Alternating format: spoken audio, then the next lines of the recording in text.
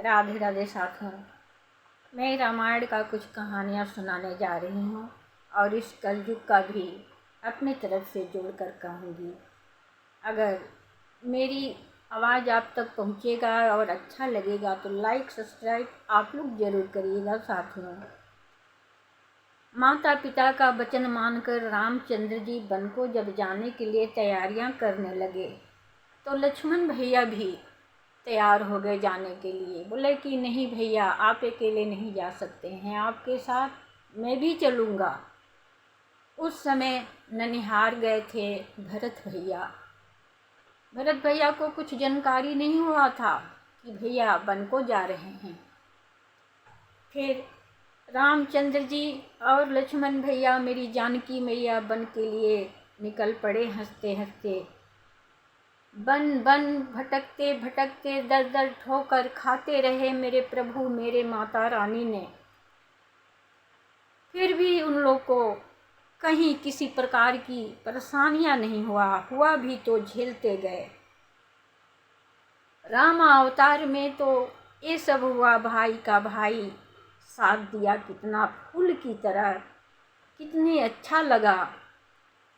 जब भरत भैया यहाँ पहुँचे अयोध्या जी में और उनको जानकारी हुआ कि भैया भाभी घर पे नहीं हैं, वन को चले गए, तो उन्हें बड़ी कष्ट हुआ। अपने माता रानी को बहुत भला बुरा सुनाए।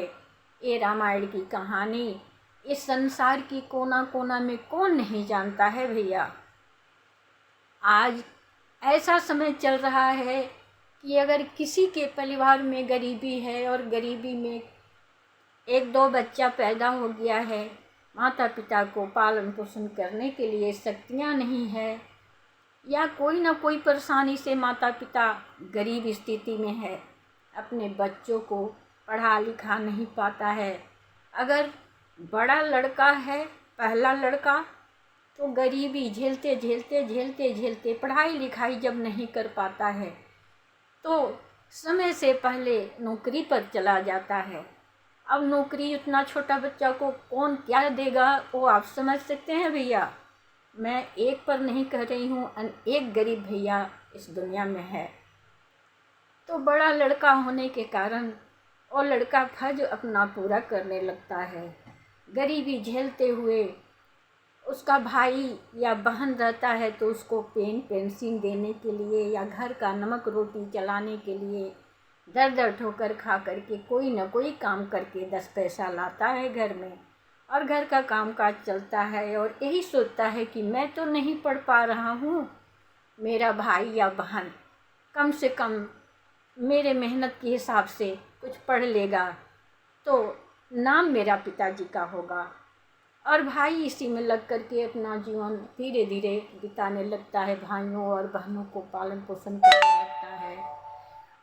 वही भाई जब बड़ा हो जाता है तो बड़ा होने के बाद जो छोटा भाई रहता है वो अपने भाइयों के साथ अपना स्टेटस बनाकर जलवा दिखाना शुरू करता है। क्या गुजरेगा उस भाई पर जो भाई बड़ा होकर एक बाप का फर्ज पूरा करता है। इस संसार में ऐसा देखने को बहुत मिलता है भैया। गरीबी स्थिति में जो लड़का पालन पोषण जिस लड़का का होता है और आगे चल के उसी बड़ा लड़का को दोषी ठहरा करके और उसे भला बुरा कहने लगता है भाई, बड़ी कष्ट होता है भैया, बड़ी कष्ट होता है।